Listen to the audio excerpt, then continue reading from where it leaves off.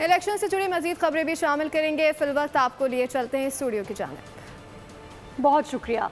सियासतदानों को वोटर को कायल करने का आज आखिरी रोज़ है। रात 12 बजते ही इंतखाबी मुहिम का वक्त ख़त्म हो जाएगा।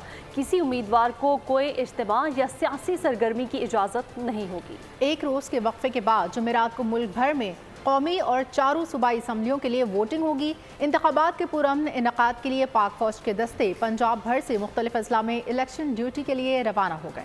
वक्त कम मुकाबला सा, इंतखाबी मुहिम का फाइनल राउंड। रात 12 बजते ही राब्तों, वादों, दिलासों को ब्रेक लगेगा। उम्मीदवारों को जलसे, रैलियां, मीटिंग्स वक्त मुकर्रर पर खत्म करना होंगी। इलेक्शन कमीशन ने सियासी जमातों पर वाज़ेह कर दिया, खिलाफ वर्जी पर कानूनी कार्रवाई की भी तंबीह कर दी। एक रोज के वक्फे के बाद जुमरात को मुल्क भर में कौमी और चारों सूबाई असेंबलियों के लिए वोटिंग होगी। बैलेट पेपर्स और दीगर सामान की तरसील मुकम्मल कर ली गयी। मुल्क भर में 90,675 पोलिंग स्टेशन कायम किए गए हैं। 12,85,85,760 वोटर्स हक राय दही इस्तेमाल कर सकेंगे। इलेक्शन के पुरअमन इनेकाद के लिए लाहौर, मुल्तान, ओकाड़ा, भावलपुर और गुजरावाला समेत पंजाब के दीगर शहरों में पाक फौज को तैनात कर दिया गया। फौजी एहलकार पोलिंग स्टेशन के बाहर सिक्योरिटी ड्यूटी के लिए 3rd टियर पर तैनात होंगे। पोलिंग के दौरान पुलिस 1st टियर जबकि civil armed forces 2nd tier security मुहैया करेंगी। कराची में मजमूई तौर पर 46,078 पुलिस अफसरान और एहलकार सिक्योरिटी फराइज अंजाम देंगे। इंतहाई हसास पोलिंग स्टेशन पर 8, हसास पर 6 और नॉर्मल पोलिंग स्टेशन पर 4 एहलकार तैनात होंगे।